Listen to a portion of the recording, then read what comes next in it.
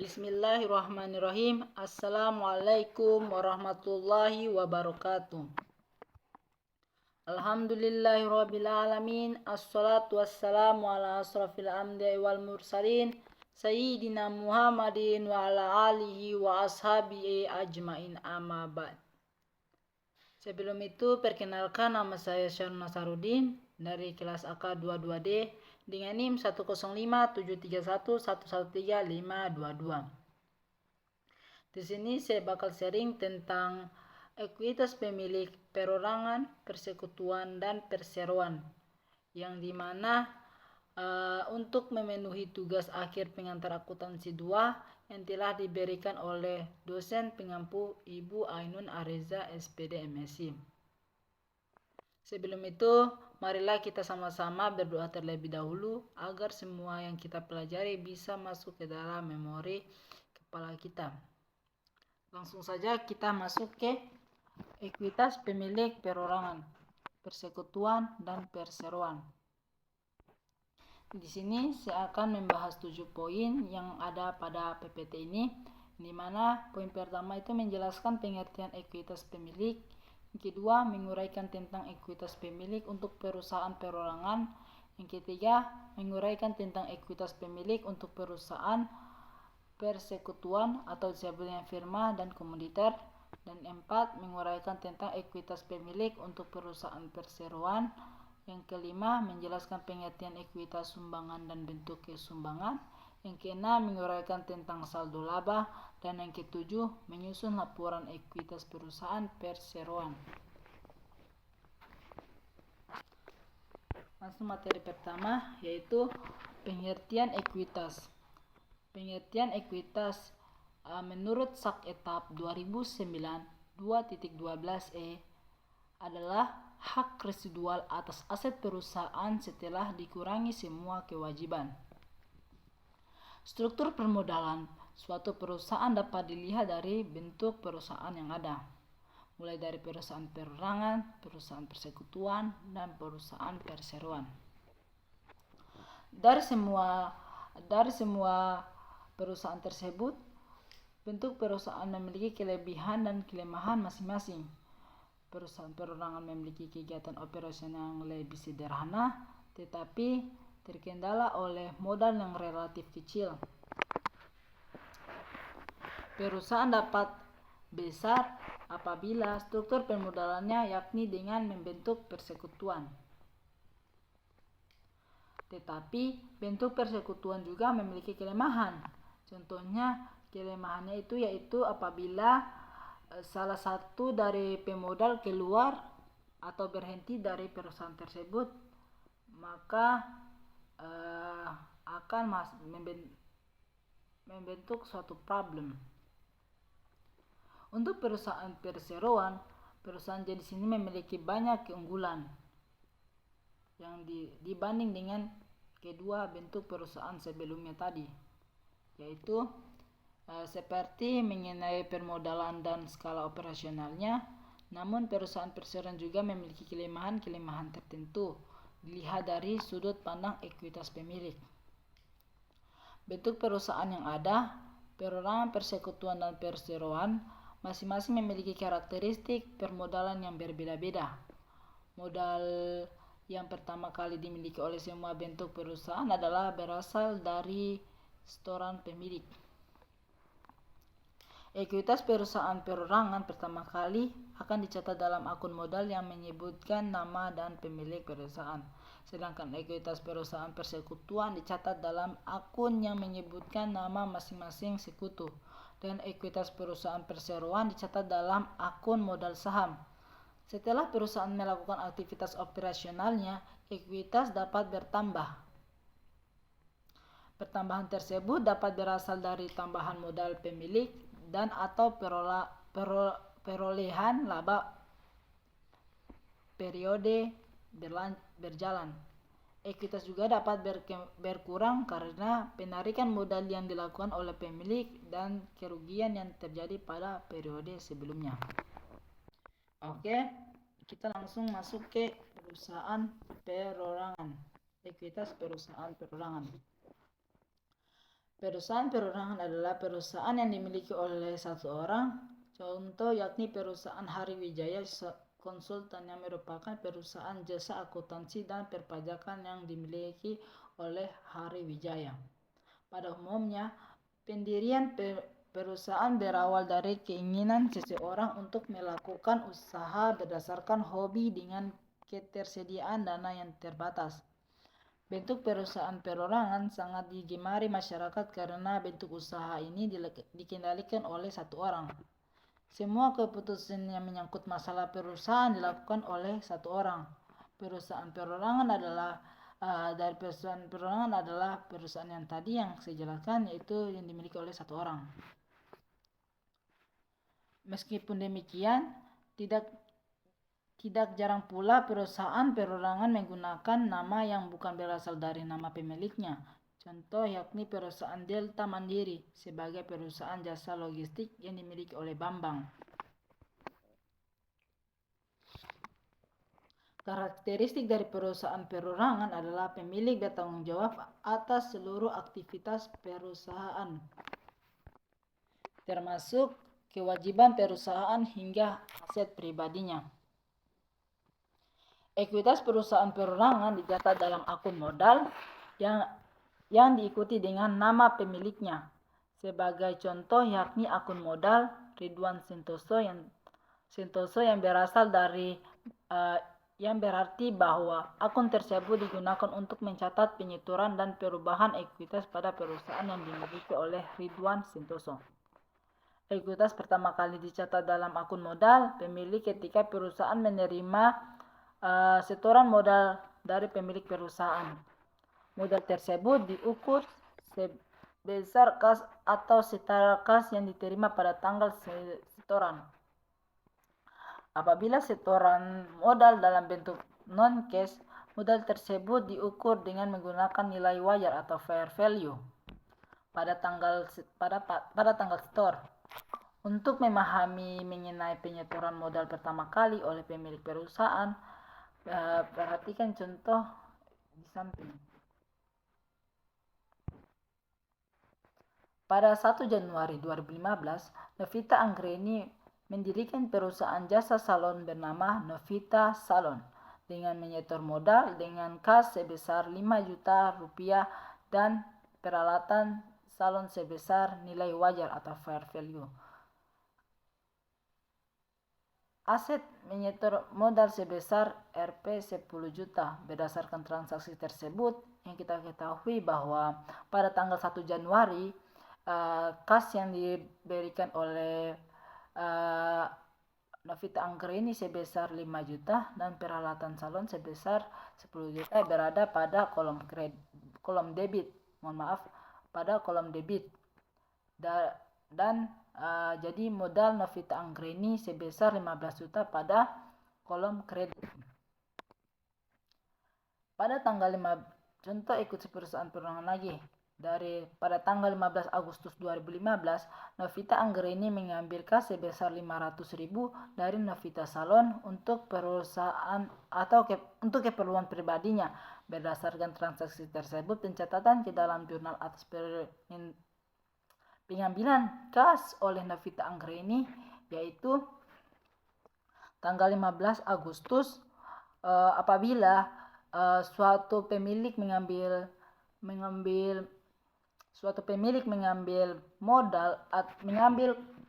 aset untuk kepribadiannya sendiri, maka disebut dengan PRIV.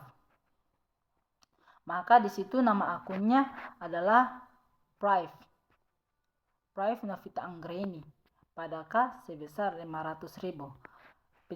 Keterangannya pencatatan pengambilan kas untuk kepentingan pribadi.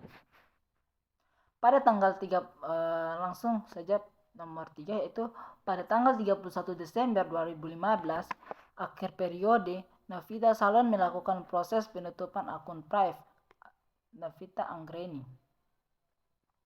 sebesar 1 juta rupiah selama 1 periode. Akuntansi 2005. Perusahaan memperoleh laba neto sebesar 3.500.000 Berdasarkan informasi tersebut, pencatatan penutupan Prive Novita Anggreni ke dalam jurnal dan catat ke dalam jurnal atas proses penutupan ikhtisar laba rugi. Ini adalah tampilan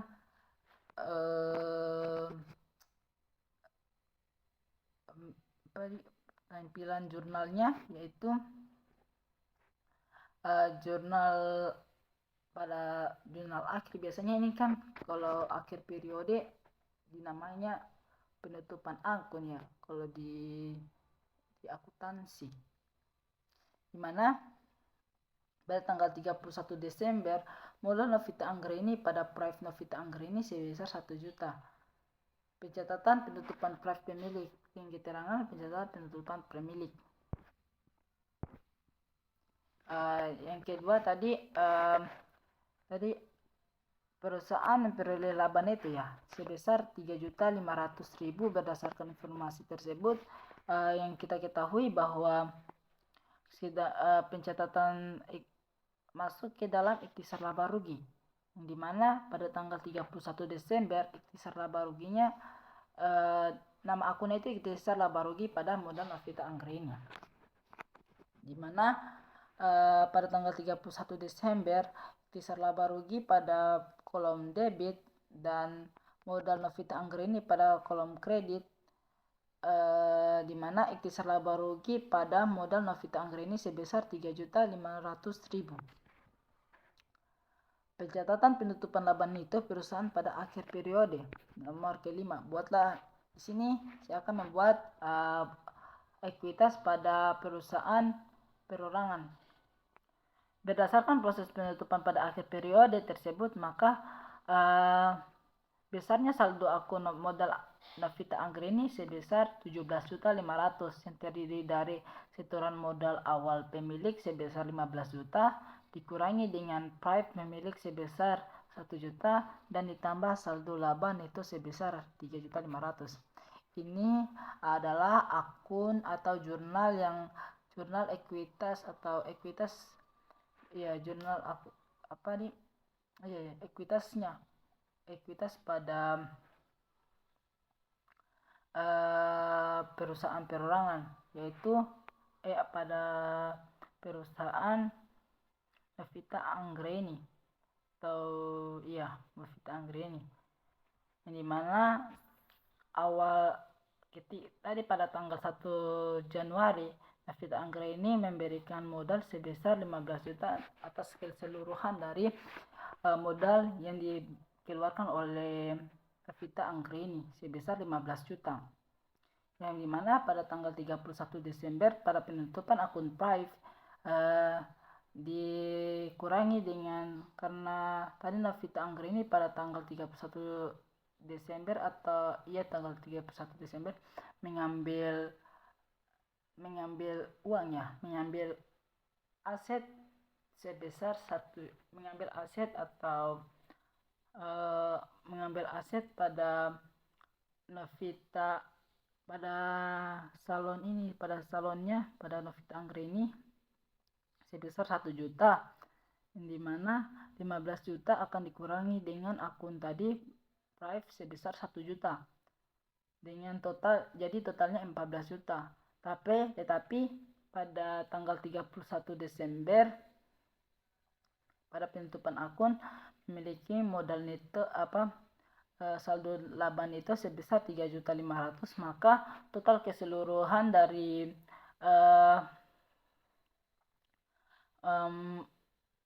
Novita Anggreni sebesar 17.500.000, maka yang diperoleh laba sebesar 3.500.000 tadi. Masuk ke penyajian ekuitas perusahaan perorangan dalam neraca relatif sederhana. Posisi ekuitas tersebut berada setelah posisi kewajiban atau liabilitas. Besarnya nilai modal pemilik adalah selisih neto antara total aset dengan total kewajiban liabilitas. Untuk memberikan ilustrasi mengenai ekuitas perusahaan perorangan berdasarkan slide sebelumnya, Novita Salon besarnya nilai modal pemilik yakni Rp 17.500.000, maka posisi pencatatan modal pemilik tersebut dalam neraca adalah sebagai berikut. Ini adalah kewajiban atau liabilitas dari atau ekuitas pada modal Novita Anggraini. Kita masuk ke materi ketiga. Ekuitas perusahaan persekutuan. Perusahaan persekutuan adalah perusahaan yang dimiliki oleh dua orang atau lebih dan dijalankan bersama. Menurut pasal 1618 atau 1618 ketika Undang-Undang Hukum Perdata menjelaskan bahwa persekutuan adalah suatu perjanjian antara dua orang atau lebih, mengingatkan diri untuk memasukkan sesuatu ke dalam perusahaan dengan maksud untuk berbagi keuntungan atau manfaat yang diperoleh karenanya.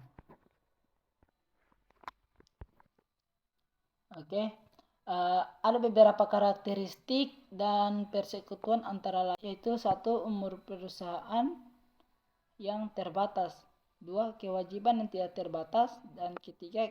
Kepemilikan bersama atas aset perusahaan. Masuk dari umur perusahaan yang terbatas, yaitu mengacu pada bentuk kepemilikan bisnis yang memiliki keterbatasan hukum terhadap masa hidupnya. Dalam hal ini, perusahaan memiliki masa operasional yang ditentukan di bawah hukum negara atau yurisdiksi di mana perusahaan tersebut didaftarkan. Ketika masa beroperasi berakhir, perusahaan tersebut harus ditutup atau diubah menjadi bentuk bisnis yang berbeda. Contoh umum dari perusahaan dengan umur terbatas adalah perusahaan dengan status limited atau LTD. Masuk dari kewajiban yang tidak terbatas, yaitu mengacu pada tanggung jawab pribadi pemilik perusahaan terhadap hutang dan kewajiban perusahaan tersebut. Dalam bisnis dengan kewajiban yang tidak terbatas, pemilik atau pemegang saham perusahaan bertanggung jawab secara pribadi untuk melunasi hutang-hutang perusahaan jika perusahaan tidak mampu melakukannya. Artinya, pemilik dapat kehilangan aset pribadi mereka untuk melunasi kewajiban perusahaan. Contoh dari bisnis dengan kewajiban yang tidak terbatas adalah kemitraan umum atau pemilik tunggal. Minta maaf dengan bunyi yang tadi dengan kata-kataku. Yang ketiga, kepemilikan bersama atas aset persekutuan, maksudnya itu mengacu pada situasi di mana dua atau lebih individu atau entitas memiliki kepemilikan bersama atas aset bisnis yang tadi yang dinamakan perusahaan persekutuan. Dalam kepemilikan bersama, setiap pemilik memiliki dari kepemilikan bersama aset persekutuan. Kepemilikan bersama atas aset persekutuan maksudnya itu mengacu pada situasi di mana dua atau lebih individu atau entitas memiliki kepemilikan bersama atas aset bisnis. Dalam kepemilikan bersama, setiap pemilik memiliki hak dan kewajiban terhadap aset yang sama. Ini berarti bahwa tidak ada pemilik yang memiliki kepemilikan penuh atas aset tersebut. Tetapi kepemilikan bersama atau bersama-sama, misalnya jika dua orang memiliki perusahaan secara bersama-sama, mereka akan memiliki kepemilikan bersama atas aset bisnis. Dan tetap pemilik akan memiliki bagian kepemilikan tertentu sesuai dengan presentase kepemilikan mereka.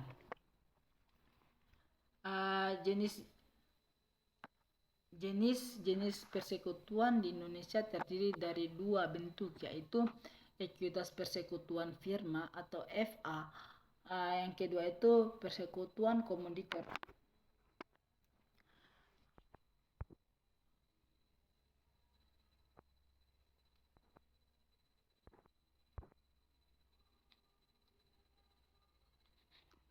Sebelum itu saya akan menjelaskan tentang sedikit dari pengertian ekuitas persekutuan firma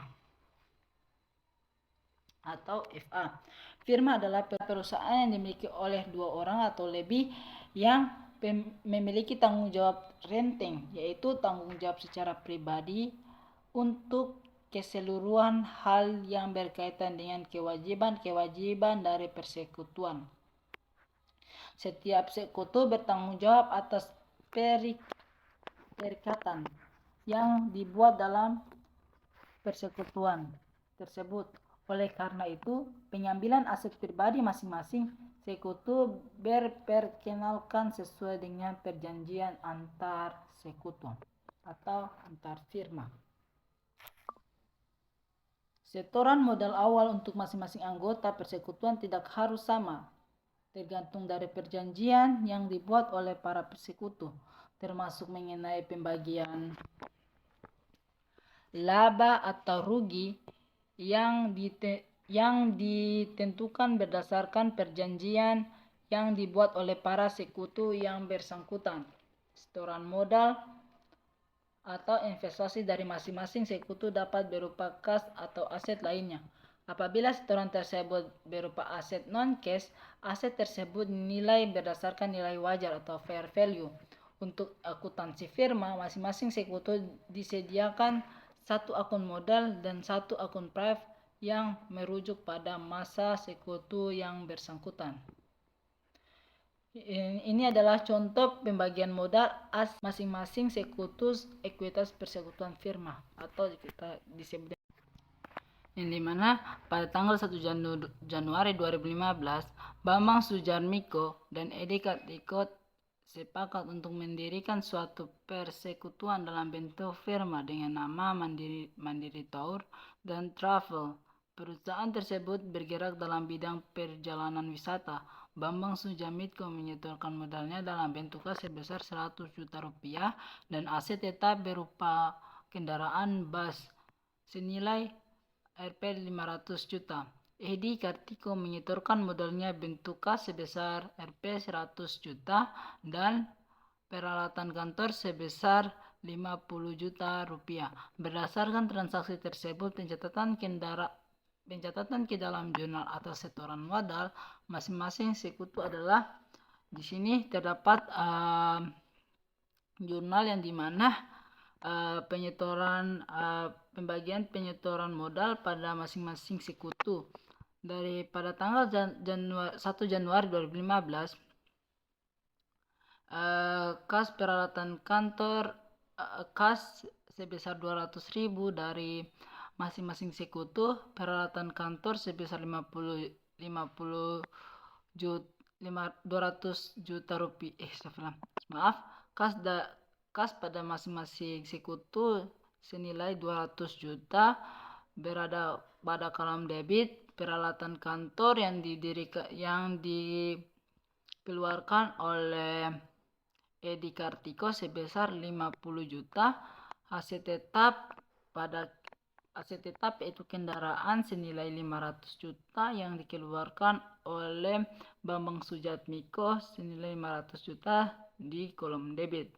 Jadi total yang dikeluarkan oleh total yang dikeluarkan dari modal Bambang Sujatmiko senilai 600 juta dan modal Edi Kartiko senilai 150 juta. Total keseluruhan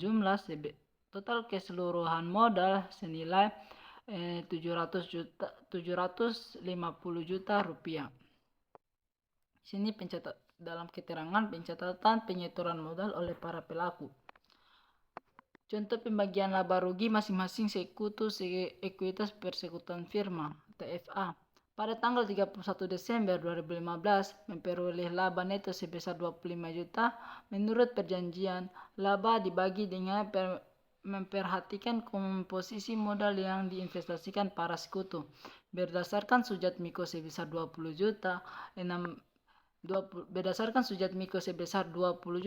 yang dimana dari 600 juta rupiah dibagi dengan 750 juta dikali dengan 25 juta rupiah dan menghasilkan 20 juta yang tadi.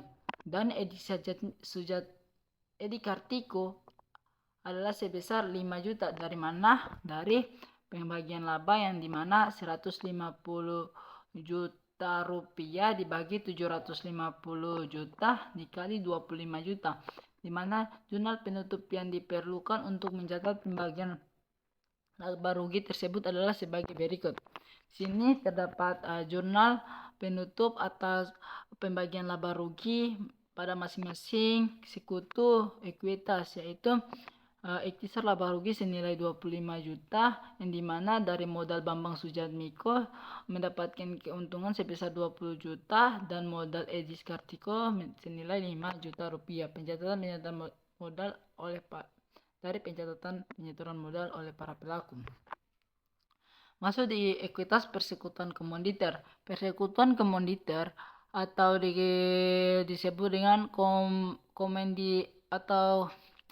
Commoditary Financing atau disebut dengan CV adalah perusahaan yang dimiliki oleh 2 orang atau lebih dan terdapat 1 atau lebih sekutu komoditer. Sekutu komoditer adalah sekutu yang sifatnya pasif. Sekutu tersebut hanya menyetorkan modal saja tanpa ikut campur dalam kepengurusan manajemen persekutuan. Namun, terdapat pula kelompok sekutu aktif yang secara langsung mengurus atau mengelola persekutuan yang bersangkutan sehingga persekutuan komoditer memiliki 2 kelompok sekutu aktif dan sekutu pasif. Ekuitas perusahaan perseroan terbatas atau PT. Kita masuk ke PT, yaitu perusahaan jenis PT merupakan perusahaan yang berbadan hukum tersendiri yang pemiliknya terbagi atas saham-saham. Perusahaan penarik modal dan calon pemilik dengan cara mengeluarkan saham yang kemudian berarti bahwa pemegang saham sebagai pemilik perusahaan tersebut. Oleh karena itu, modal yang disetor oleh pemilik perseroan terbatas dicatat dalam akun modal saham atau disebut dengan capital stock. Saham yang ditinjau dari jenis dapat dikelompokkan menjadi saham biasa, common stock, dan saham preference atau disebut dengan preference stock. Saham biasa atau common stock adalah jenis saham yang memiliki hak suara, hak residu terhadap laba periodik dan hak residu atas pembagian aset pada saat perusahaan dilikuidasi. Saham preference atau preference stock adalah jenis yang memiliki hak prioritas terhadap laba yang dilikuidasi. Laba yang diperoleh secara periodik dan prioritas terhadap aset pada saat likuidasi tetapi tidak memiliki hak suara. Sebagai badan hukum yang terpisah, perseroan bertindak atas namanya sendiri, bukan atas nama investornya atau pemegang saham. Secara akuntansi, perseroan tersebut merupakan suatu entitas yang terpisah dari pemiliknya. Karakteristik lainnya dalam kepemilikan perseroan adalah mudah untuk meningkatkan ekuitas perusahaan perseroan dapat dengan menerbitkan saham sesuai dengan besarnya modal yang dikehendaki atau dibutuhkan. Yang dimana ekuitas perusahaan perseroan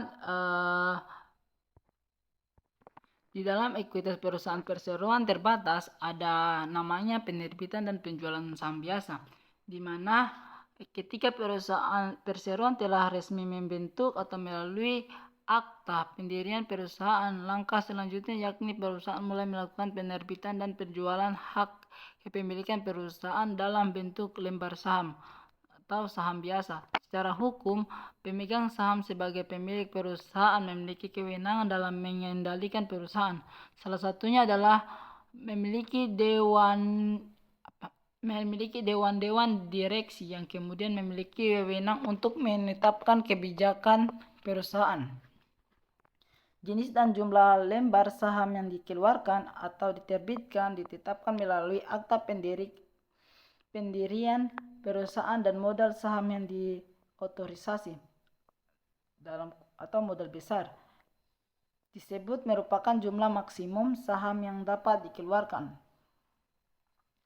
Keseluruhan modal dasar atau ekuitas yang diotorisasi sebenarnya mencerminkan kebutuhan modal pada awal pendirian perusahaan dan antisipasi kebutuhan modal di masa yang akan datang. Penerbitan saham tersebut secara akuntansi tidak perlu dicatat ke dalam jurnal, tetapi cukup melalui memorandum pada neraca untuk menjelaskan mengenai jumlah besar saham yang diotorisasi pada bagian modal saham.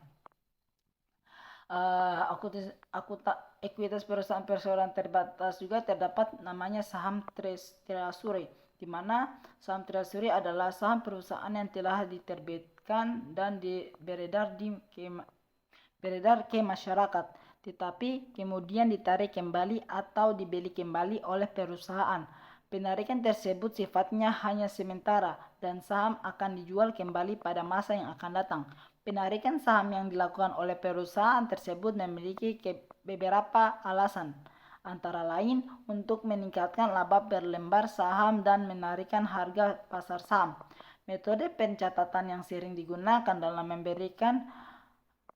pembelian dan penjualan kembali saham adalah metode biaya. Pada saat saham treasury tersebut dijual kembali dengan harga di atas biaya perolehannya, selisih akan diakui sebagai agio ekuitas treasury. Sebaliknya, apabila dijual kembali dengan harga di bawah biaya perolehan, selisih akan dicatat sebagai pengurung agio ekuitas treasury. Apabila saldo agio ekuitas treasury tersebut menjadi defisit, maka defisit tersebut dibebankan pada saldo laba SACETAP 19,16, di mana ada juga ekuitas perusahaan personal yang dimana pemecahan saham dalam rangka meningkatkan peran serta masyarakat untuk memiliki saham perusahaan. Strategi yang dilakukan oleh perusahaan yakni memperkecil nilai nominal dari setiap lembar saham dengan melakukan pemecahan saham atau disebut dengan stock splits. Pemecahan saham adalah pemecahan nilai nominal setiap lembar saham tanpa mengubah nilai nominal secara keseluruhan. Langkah yang dilakukan dalam proses pemecahan saham yakni menarik saham dengan nilai nominal lama yang kemudian digantikan dengan saham yang memiliki nilai nominal baru, sehingga proses tersebut hanya mengubah nilai saham dan jumlah lembar saham, baik yang belum diterbitkan, telah terbitkan, maupun yang ditarik kembali. Oleh karena secara keseluruhan nilai nominal saham tidak berubah, maka peristiwa pemecahan saham tersebut dicatat ke dalam jurnal, tetapi hanya dicatat dalam memorandum. Di ekuitas perusahaan perseroan terdapat juga pembagian dividen tuntansi atau cash dividend. Pembagian saham biasa atau pemilik perusahaan akan mengharapkan adanya pengembalian atas investasi yang mereka lakukan. Salah satu bentuk pengembalian tersebut adalah dividen. Jadi, dividen merupakan bagian laba yang dibagikan kepada pemegang saham. Pembagian dividen tersebut dapat berupa uang tunai, cash, saham, atau bentuk aset lainnya. Biasanya salah satu agenda dalam rapat umum pemegang saham atau disebut dengan RUPS adalah memutuskan adanya pembagian dividen.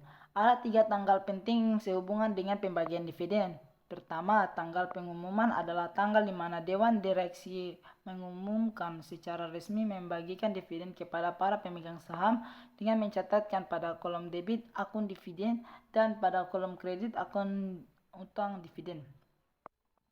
Yang kedua, tanggal pemecatan yakni tanggal di mana kepemilikan saham ditentukan dalam rangka untuk mengetahui secara pasti kepada siapa dividen tersebut dibagikan. Ketiga, tanggal pembayaran yakni tanggal ketika perusahaan membayar dividen kepada pemegang saham dengan mencatat pada kolom debit akun utang dividen dan kolom kredit akun kas. Pada akhir periode akuntansi dilakukan proses penutupan dividen dengan mencatat akun saldo laba pada kolom debit dan pada kolom kredit akun dividen. Ekuitas perusahaan perseroan terbatas ada juga namanya pembagian dividen saham. Selain dividen tunai atau cash, pembagian dividen yang banyak dilakukan oleh perusahaan adalah pembagian dividen saham. Pembagian laba kepada pemegang saham dalam bentuk lembar saham dalam kondisi tertentu. Pembagian dividen saham ini lebih menguntungkan karena perusahaan tidak perlu mengeluarkan uang tunai, cash, yang besar sehingga tidak mengganggu modal kerja atau dengan melakukan investasi akan lebih menguntungkan dalam bentuk lain daripada membagikan dalam bentuk dividen tunai. Di lain sisi, pembagian dividen saham juga mengakibatkan jumlah lembar saham yang beredar menjadi lebih banyak sehingga mempengaruhi laba per lembar saham. Dari sudut pandang akuntansi, pembagian dividen saham hanya akan mengubah komposisi pada elemen ekuitas, yaitu mengurangi saldo laba dan menambah modal saham biasa. Sehingga secara keseluruhan tidak mengaruhi total aset, total kewajiban atau liabilitas maupun total ekuitas. Poin ke-6 dari poin-poin yang tadi yaitu ekuitas perusahaan perseroan terbatas dalam modal, sumbangan, dan saldo laba. Di mana poin ke-5 itu mengatakan modal sumbangan. Modal sumbangan merupakan modal yang diperoleh perusahaan dari sumbangan masyarakat. Bentuk dan jenis sumbangan yang diberikan masyarakat tersebut dapat berupa: yang pertama, sumbangan dalam bentuk perolehan kembali saham yang termasuk selisih antara nilai tercatat dengan nilai jual apabila saham tersebut dijual. Yang kedua, sumbangan dalam bentuk pemberian aset. Bentuk dan sumbangan tersebut akan memenuhi komposisi dalam neraca. Ekuitas perusahaan perseroan terbatas ada namanya saldo laba dan juga masuk ke poin ke-6 dari poin-poin sebelumnya, mewakili poin-poin sebelumnya. Saldo laba adalah laba neto yang ditahan oleh perusahaan dan belum dibagikan kepada pemegang saham sebagai dividen. Saldo laba terdiri dari laba neto tahun berjalan dan laba neto tahun sebelumnya, serta dividen periode berjalan. Besarnya saldo laba pada awal periode akuntansi merupakan akumulasi dari saldo laba neto tahun sebelumnya atau periode yang lalu yang masih tersisa setelah dibagikan kepada pemegang saham dalam bentuk dividen atau dividen tunai maupun dividen saham. Ekuitas perusahaan perseroan tadi terbatas kembali lagi di PT, yang dimana pelaporan ekuitas perusahaan ada perseroan. Modal untuk perusahaan di sini saya akan menjelaskan yang dimana contoh atau pelaporan ekuitas perusahaan perseroan, di mana modal perusahaan perseroan dalam neraca disajikan setelah kelompok kewajiban atau SAKETAP 2019 SAKETAP 2009 19.27. Secara garis besar, ekuitas terdiri dari modal disetor, saldo laba, dan saham treasury. Komponen dari modal disetor adalah modal saham, saham preferen dan saham biasa, dan tambahan modal saham. Tambahan modal disetor adalah selisih lebih antara harga jual saham dengan nilai nominal saham. Saldo laba berasal dari perhitungan pada pelaporan saldo laba akhir periode, sedangkan saham treasury merupakan penarikan saham yang beredar untuk tujuan tertentu. Suatu saat saham tersebut akan dijual kembali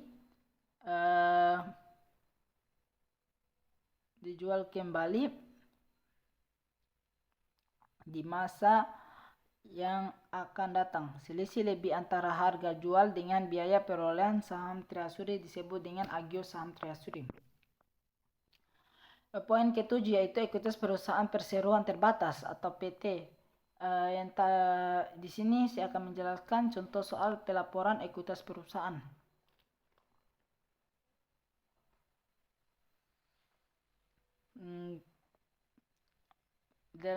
Dalam PT Perseroan, contohnya itu PT Karya Maju Sentoso adalah perusahaan yang bergerak dalam bidang pedagang air minuman dalam kemasan. Pada tanggal 31 Desember 2015, perusahaan memiliki informasi mengenai ekuitas yang berhubungan dengan modal saham, saldo laba, dan treasury saham biasanya terdiri dari modal dasar atau diotorisasi sebanyak 2 juta lembar. Dari jumlah tersebut, sebanyak 800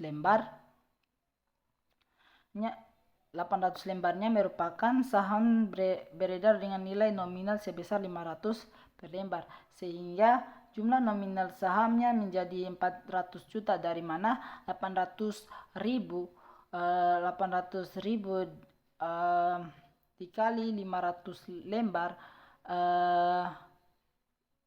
sebanyak 800.000 lembarnya dikali dengan 500 per lembar, atau dikali 800.000 dikali 500 rupiah 500 rupiah, sehingga mendapatkan nilai 400 juta rupiah. Sedangkan harga pasarnya adalah 420 juta rupiah, sehingga terjadi agio modal dalam saham biasa sebesar 20 juta, dari mana 420 juta dikurang 400 juta dari nilai sebelumnya senilai 20 juta rupiah. Modal saham Triasuri sebanyak 100 juta lembar, 100.000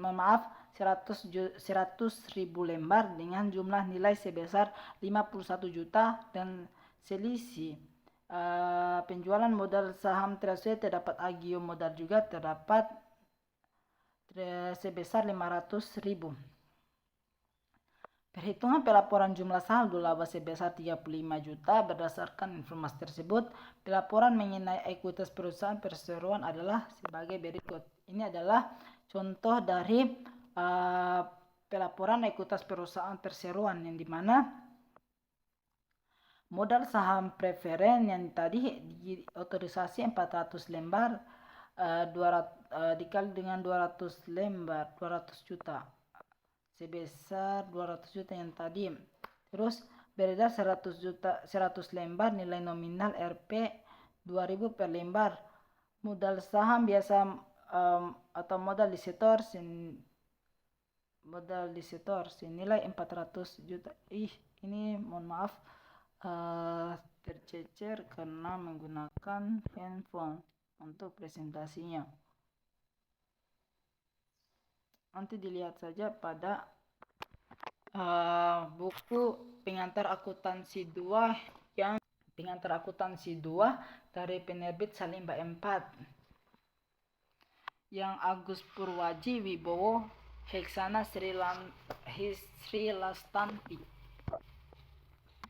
Ini yang terdapat soal dari bab 8.1, yang dimana pada tanggal 1 April 2005 Cinya Marlina mendirikan usaha perusahaan perorangan jenis jasa laundry dan dry cleaning. Usaha ini melayani masyarakat untuk umum maupun hotel-hotel di sekitar tempat usaha berjalan.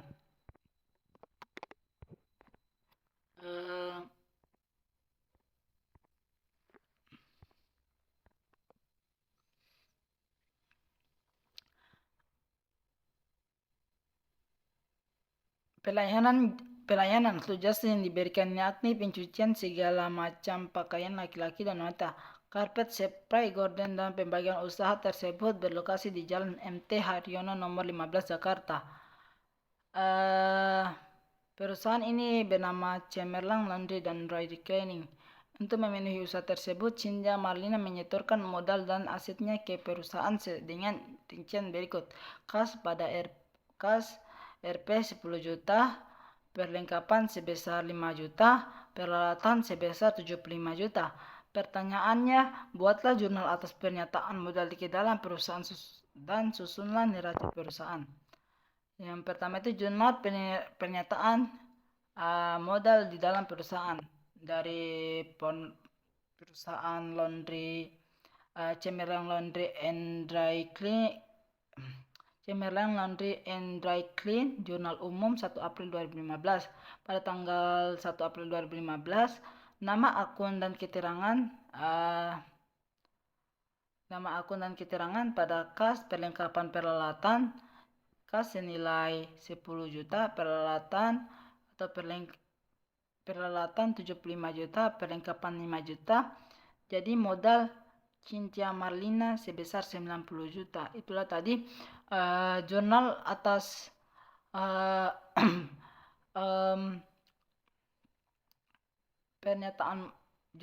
atas pernyataan modal yang didirikan oleh Cintia Marlina. Dengan tadi susunan neraca perusahaan, Cemerlang Laundry and Dry Clean neraca. Itu aset, lancar, kewajiban.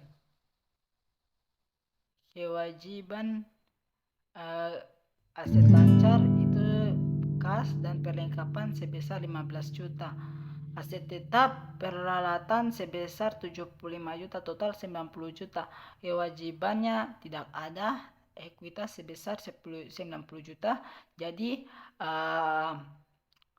aset dan kewajiban atau ekuitas balance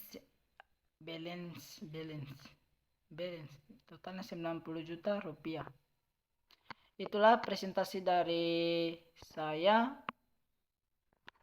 Itulah presentasi yang saya paparkan. Bila saya tahu dari presentasi ini mungkin banyak sekali